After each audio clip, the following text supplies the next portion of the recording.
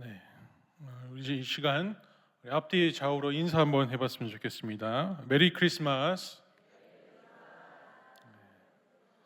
네, 메리 크리스마스입니다. 여러분, 메리 크리스마스가 어떤 의미인지 알고 계십니까? 목사님께서 일전에도 계속 말씀하셨지만, 메리라는 말은 기쁘게, 즐겁게라는 뜻이고, 크리스마스는 크라이스트와 메스가 합쳐져 있는 말입니다. 그래서 크라이스트는 그리스도이고 메스는 예배하다, 경배하다라는 뜻을 갖고 있습니다. 그래서 풀어서 얘기를 하면 메리 크리스마스라는 말은 예수 그리스도의 탄생을 기뻐하고 경배한다라는 의미를 갖고 있습니다. 그런데 요즘은 이 메리 크리스마스의 의미를 따라서 인사하기보다는 특정한 날을 즐기기 위한 인사말로 사용되어지고 있습니다. 그러니까 새해가 되면 새해 복 많이 받으세요라는 말을 보편적으로 하듯이 12월 25일이 다가오게 되면 메리 크리스마스로 인사를 하는 것이 이제는 더 이상 종교적인 용어가 아니라 문화적인 언어로 바뀌어 버렸다라는 것을 우리가 인식할 수 있어야 합니다. 여러분, 우리가 메리 크리스마스라고 서로에게 인사해 봤지만 이 메리 크리스마스의 중심부에 계시는 그리스도의 탄생 사건을 이 시간 다시 한번 살펴보면서 그 날에 맞는 문화적인 인사말이 아니라 예수 그리스도를 향한 우리의 믿음에서 비롯된 말이 될 수 있기를 바라면서 오늘 말씀을 마태복음 1장을 포함하여서 함께 나누고자 합니다. 여러분, 마태복음이라는 복음서의 주요 독자가 있습니다. 이 주요 독자가 바로 유대인들입니다.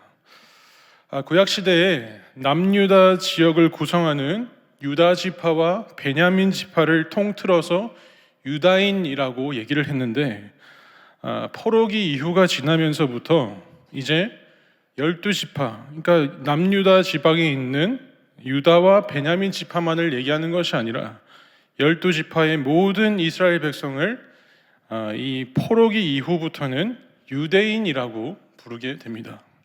그래서 이 마태복음에는 대상자가 유대인이었기 때문에 유대적인 언어와 유대적인 문화와 유대적인 신앙관이 공공연하게 담겨져 있는 말씀입니다.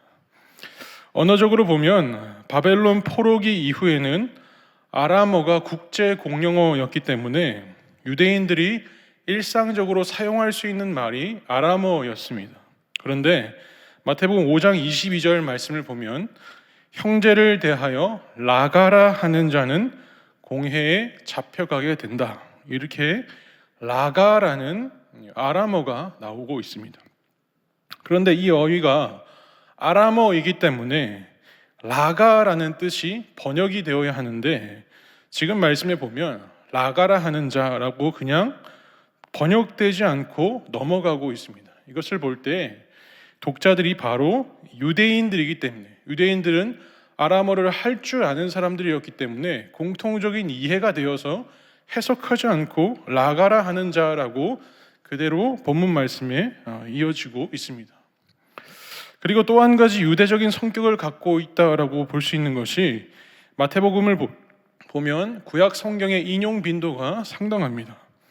마태복음이 다른 복음서에 비해서 구약 성경을 자주 인용하고 있고 또 이 구약 성경을 인용하면서 과거에 이스라엘의 온 민족이 기다려왔던 그분이 약속을 성취하러 왔다라는 걸 확인시켜주기 위해서 마태복음이 구약의 이 성경 구절을 인용하면서 끊임없이 유대민족들에게 구약의 그분이 도래했다라는 것을 확인시켜주고자 노력하는 모습이 마태복음 안에 담겨 있습니다.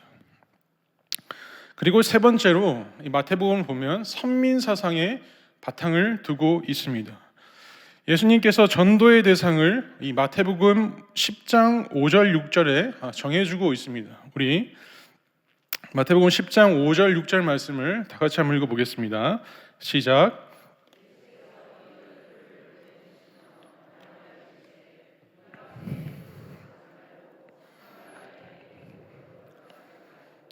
오히려 이스라엘 집에 잃어버린 양에게로 가라. 아멘. 예수님께서 제자들의 선교의 범위, 전도의 범위를 한정 짓고 있습니다. 그것이 우선적으로 어디에 있냐 하니 이스라엘 집에 잃어버린 양들에게 가라. 이스라엘 백성들로 한정시키고 있습니다. 이렇게 유대인을 독자로 하고 있다는 이 근거가 이 마태복음에서 분명히 의도하는 바가 있기 때문에 이렇게 계속해서 비춰지고 있습니다.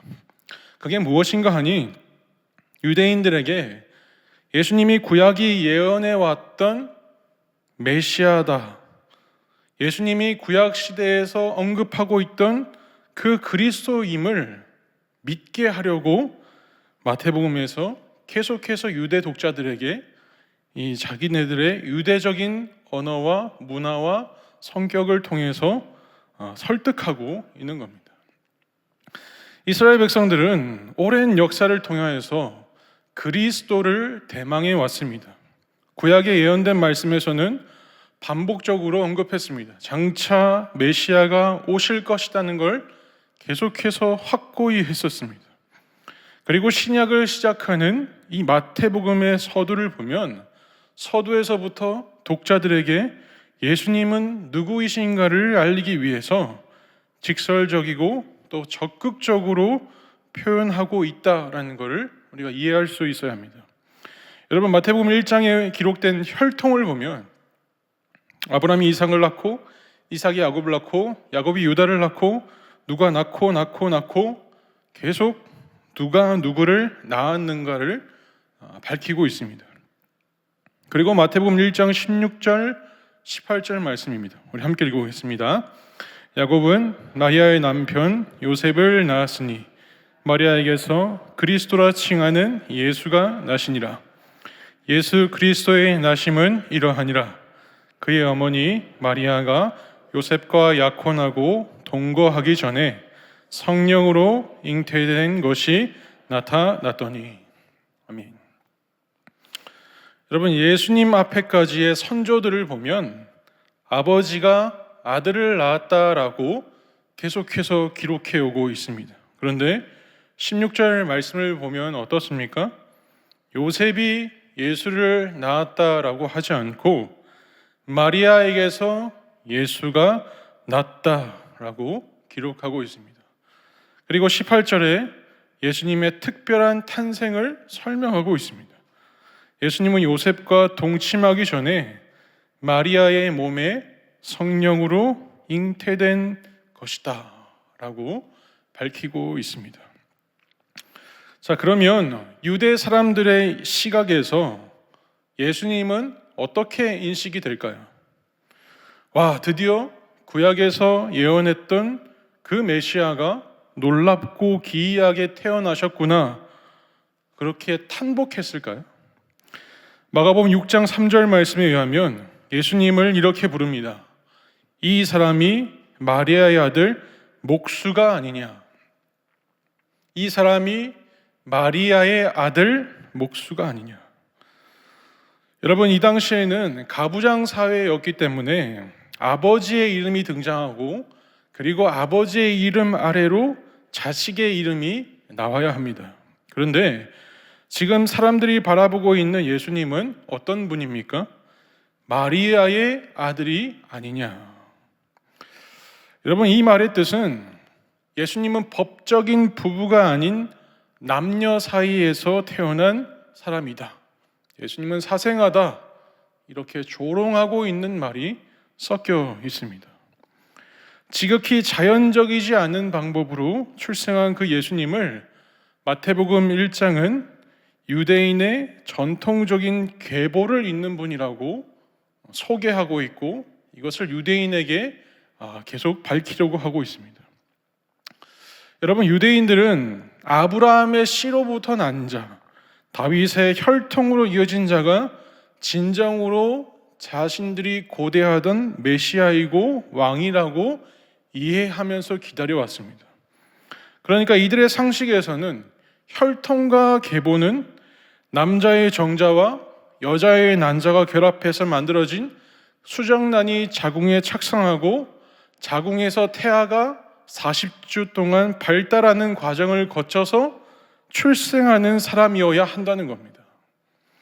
그런데 예수님은 이 물리적이고 생물적이고 화학적인 그 과정에서 비상식적인 방법, 성령으로 처녀인 마리아의 몸을 통해 잉태되었다라고 밝히고 있습니다. 여러분, 이 사실을 좀 더 시간이 지나서 오랫동안 공생애할 때까지 묵인하고 있다가 예수님이 기적과 이사를 행하시는 그때에 아주 나중에 예수님의 출생의 비밀을 말하면 과연 성령으로 나셨다라는 말에 조금이나마 설득력이 있지 않았을까요? 여러분, 우리가 지금 생각해봐도 성령으로 처녀의 몸에서 잉태되었다라는 것은 이해되지 않습니다. 오늘날 과학과 의학이 상당한 고도화를 이루고 첨단화를 이루고 진보를 이루었음에도 불구하고 여자의 몸에, 처녀의 몸에 100%의 신성을 가지고 계신 분이 성령으로 착상되어서 발달 과정을 겪고 태어나서 100%의 완전한 인간의 모습으로 되셨다라는 것이 언제 들어도 이해되지 않는 말입니다. 그렇기 때문에 이 당시의 유대인들에게도 어땠겠습니까? 예수님을 자신들의 메시아로, 자신들의 그리스도로, 자신들의 구원자로, 왕으로 그렇게 받아들인다는 것은 비상식적인 일이었습니다. 하지만 예수님께서는 유대인이 원하는 혈통을 배제하고 비상식적으로 태어나셔야 하는 데에는 특별한 이유가 분명했습니다. 그것이 바로 우리의 원죄 때문이죠. 여러분, 원죄는 인간의 노력과 행동으로 벗어날 수 없습니다. 거기에 맞는 벌금과 형량을 치르고 처벌을 받더라도 절대로 원죄는 지워지지 않습니다. 왜냐하면 모든 사람은 아담의 혈통으로 났기 때문에 아담의 혈통으로 오는, 아담의 후손으로 오는 모든 사람에게는 죄로 인한 죽음을 피할 길이 있지 않기 때문입니다. 그래서 구원자 되시고 메시아 되시는 예수님께서는 아브라함의 자손과 다윗의 자손으로부터 내려오는 계보를 따라서 오셨지만 직접적인 혈통으로 오시지 않고 비상식적이고 특별한 방법인 성령으로 동정녀 마리아의 몸을 통해 이 땅으로 오셔야만 했던 겁니다. 이처럼 마태복음 1장에서부터 예수님의 출생의 비밀을 공공연하게 드러내놓고 시작하는 것, 무엇 때문에 이렇게 처음부터 예수님의 출생을 밝히고 있을까? 무엇 때문일까요? 왜냐하면 예수님이 누구인지 아는 것이 그리스도인의 신앙의 출발점이고 믿음의 시작이기 때문에 예수님의 이 출생을 숨길 수 없는 것입니다. 오늘 본문 2장에서는 예수님이 누구인가를 알리는 진전된 사건이 발생하고 있습니다. 여관을 못 구해서 구유에 눕혀야 하는 지극히 평범하고 보잘것없어 보이는 예수님의 탄생을 알리는 한 인물들이 등장합니다. 그게 바로 동방박사입니다. 여러분, 동방박사는 고대 문헌에 의하면 통치자들에게 신적인 지침을 알려주는 현명한 조언자의 역할을 감당했습니다. 그래서 이들의 말은 함부로 무시해서도 안 되고 그냥 지나쳐서도 안 되는 말이었습니다. 그런 동방박사 때문에 어떤 일이 발생하냐면 3절 말씀에 보니까 헤롯 왕과 온 예루살렘이 소동하였다라고 얘기하고 있습니다. 다른 번역본을 보면 마음이 휘어져 움직여졌다, 마음이 흔들렸다, 불안해졌다라는 의미로도 사용되고 있습니다.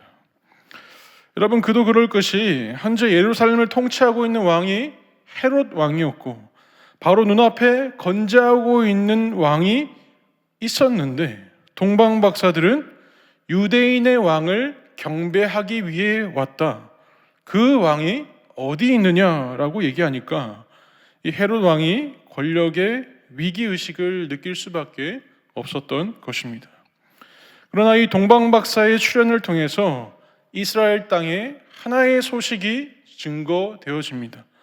그들이 고대하던 예수 그리스도가 이 땅에 탄생하셨음을 이 동방박사의 말을 통해서 비로소 알게 되었습니다. 그리고 그 왕은 왕궁에서 태어나야 하는 왕이 아니라는 것도 동방박사를 통해 알려줍니다. 이 동방박사는 당연히 왕이라고 하면 성 안에 있을 것이라고 해서 왔지만 그곳에 유대인의 왕이 없다라는 것을 알고 다시 이들이 별을 따라서 도착한 곳이 바로 예수님께서 살고 계시는 베들레헴 땅이었습니다. 그러나 예수님이 계시는 그곳은 왕궁의 버금가는 화려한 곳도 아니었습니다만 동방박사들은 예수님이 있는 곳에 찾아와서 어떻게 행합니까? 오늘 본문 11절 말씀을 다 같이 한번 읽어보겠습니다. 시작. 집에 들어가 아기와 그의 어머니 마리아가 함께 있는 것을 보고 엎드려 아기께 경배하고 보배합을 열어 황금과 유향과 몰약을 예물로 드리니라. 아멘. 여러분, 동방박사들이 아기 예수께 찾아와서 경배하고 예물로 황금과 유향과 몰약을 바칩니다. 여러분, 황금은 나라의 번성을 뜻하고 유향은 그분이 존귀하게 여겨질 것을 기원하는 것이고 몰약은 그의 나라가 영원할 것을 기원하는 의미입니다. 여러분, 동방박사들이 준비한 예물은 상징하는 바가 분명히 있었습니다. 정말 왕에게만 바쳐야 되는 예물입니다. 별을 따라 도착한 동방박사들은 화려하지 않은 집에서 평범한 아기를 보았지만 그분께 엎드리고 자신들이 준비해왔던 예물을 망설이지 않고 바치는 것을 보면 이들은 유대인들과는 상반되게 성령으로 처녀인 마리아의 몸에서 태어나신 예수가 과연 왕이심을 믿는 믿음이 있었다라는 것이 분명한 겁니다. 여러분, 우리는 예수 그리스도를 믿는 믿음의 출발이 어디에 있으십니까? 기적과 이적이었습니까? 고난과 아픔이었습니까? 십자가에서 죽으시고 부활하심이었습니까? 기도의 응답이었습니까? 아니면 신비의 체험이었습니까? 믿음이 생기고 확실해진 계기는 특정한 상황 가운데 있었을 테지만 신앙생활의 시작은 이성과 논리와 감정으로는 이해할 수 없는 그리스도의 탄생을 믿는 믿음이 필수적이어야 합니다. 유대인은 혈통이 아닌 성령으로 나신 예수님을 믿지 않았습니다. 정확히 말하면 유대인들은 그런 예수를 믿을 수 없었습니다. 그에 비해서 동방박사들은 어떻습니까? 예수님과 아무런 관련이 없는 사람이었음에도 불구하고 성령으로 처녀 마리아의 몸에서 나신 아기 예수님을 왕으로 믿어 무릎을 꿇고 그분께 경배를 드렸습니다. 이것은 예수님을 보았다고 해서 믿을 수 있는 것이 아니라 예수님의 왕적인 모습을 실제 눈앞에서는 볼 수 없었지만 아무것도 발견할 길은 없지만 이 동방박사들은 보지 못하고 믿는 자와 같은 믿음의 행동을 한 것입니다. 여러분, 사람의 머릿속에서 이해되는 범위 안에서 우리가 예수님을 믿고자 한다면 크리스마스와 같은 하루가 될 수밖에 없습니다. 사람들이 얘기하는 하루 늦잠 자고 하루 쉴 수 있는 날이 될 수밖에 없습니다. 산타와 루돌프와 트리 장식에 감탄하는 문화적인 날로밖에 기억할 수밖에 없습니다. 그러나 예수님이 성령으로 처녀의 몸에서 사람으로 잉태하셨다는 것을 믿음으로 믿어 고백한다면 크리스마스는 나의 인간적인 판단과 생각을 하나님 앞에 내려놓는 결단의 날이 될 수 있습니다. 또한 예수 그리스도의 탄생을 믿음으로 고백한다면 이제 나는 집안의 혈통이 아니라 예수 그리스도로 시작된 새로운 혈통 속에 속한 자가 되어서 하나님께 속한 자녀가 된 것을 확신할 수 있게 되는 것이고, 영원한 구원의 은혜를 허락해 주신 만왕의 왕 그리스도를 예배하는 예배자로 살아갈 수 있게 되는 것입니다. 사랑하는 성도 여러분, 머리로 이해되지 않는 것이 신적인 속성을 그대로 갖고 계시면서 인간과 똑같은 육신이 되신 예수님의 탄생 소식입니다. 우리의 지식과 이성으로는 납득할 수 없는 것이 성령 하나님의 역사입니다. 우리는 오늘도 마태복음의 독자인 유대인들처럼 이 땅에 탄생하신 예수님을 이해할 수 있을 만큼만 받아들이고 믿어 오시지는 않으셨습니까?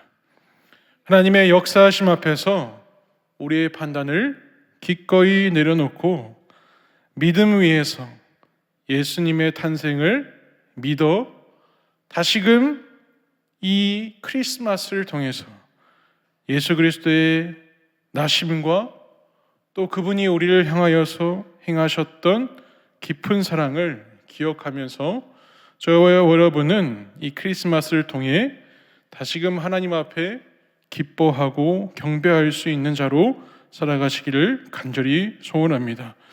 오늘도 우리 가운데에서 유대인과 같은 현실적이고 이성적이고 합리적인 것을 따라 예수님을 믿는 것이 아니라 머리로는 이해할 수 없지만 기록된 말씀을 통하여서 성령의 내주하심과 역사하심으로 말미암아 예수 그리스도를 믿고 예수 그리스도의 탄생을 축하하며 기뻐할 수 있는 참된 주님의 자녀가 되시기를 간절히 소원합니다.